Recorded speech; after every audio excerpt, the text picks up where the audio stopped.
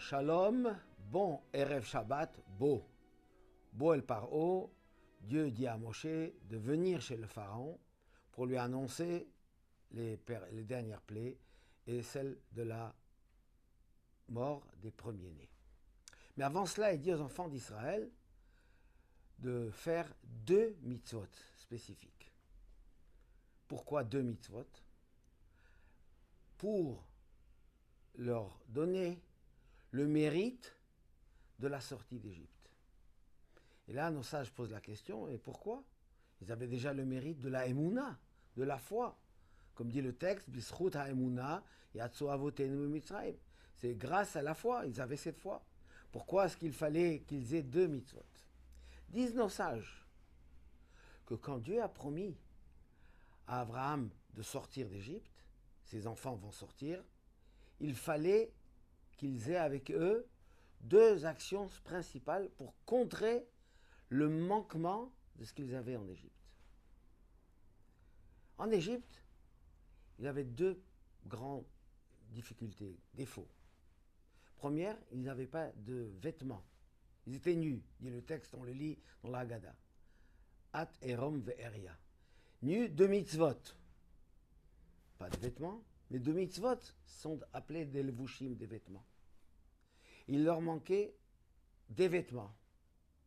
Et pour cela, Dieu leur donne 2. Pourquoi 2?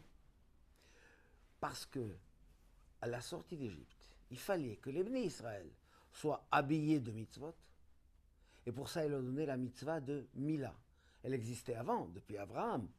Mais les bénis Israël, à part la tribu de Lévi, ne la pratiquaient pas. Donc il leur manquait.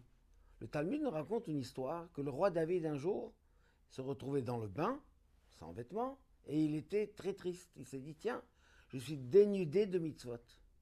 Et là, il s'est rappelé qu'il est circoncis. Il avait la Brit Mila. Alors, c'est une mitzvah qui est gravée dans notre chair, qui fait partie de nous-mêmes. Dieu n'aurait pu nous donner la mitzvah de tatouage. Eh bien, c'est interdit de se tatouer. C'est interdit de marquer sur la chair. Mais la Mila, en fait, à l'origine, Adam Arishon, le premier homme, n'avait pas de prépuce. C'est à la suite de la faute originale, du péché original de l'interdiction d'avoir mangé, que sa descendance a eu cet élément supplémentaire qu'il faut enlever. Mais qui en même temps est une alliance avec Hachem parce qu'on le fait à l'âge de 8 jours. Donc on a un vêtement de base qui nous habille des mitzvot. Et à la sortie d'Égypte, on avait cette mitzvah du vêtement. Mais on avait un autre problème très grave. Celui que disent nos sages, Shtufim ba'avodah zara.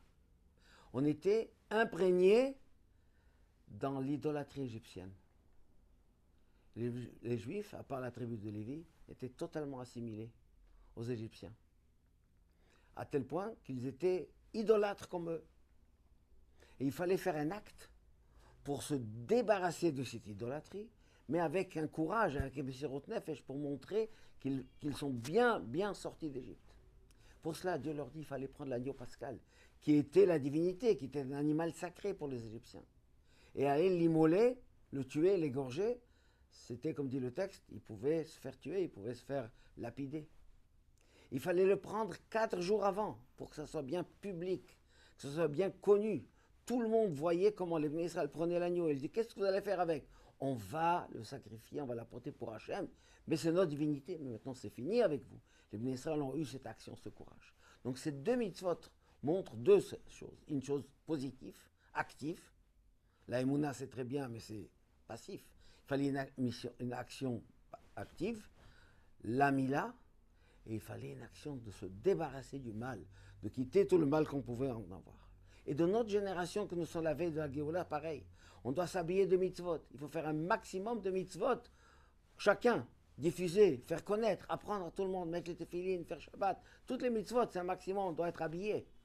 Et aussi, ne pas s'assimiler, ne pas se prosterner à l'idolâtrie moderne, l'argent, toutes les choses de ce monde qui ne sont pas conformes à la Torah. Eh bien, ces 2 actions, nous mériterons très prochainement la venue du Mashiach, qui sera encore plus miraculeuse que la sortie d'Égypte, et on verra toutes les bonnes choses que Dieu nous a promis, qui se réaliseront de nos jours. Amen ve Amen. Shabbat Shalom ou Mevorach.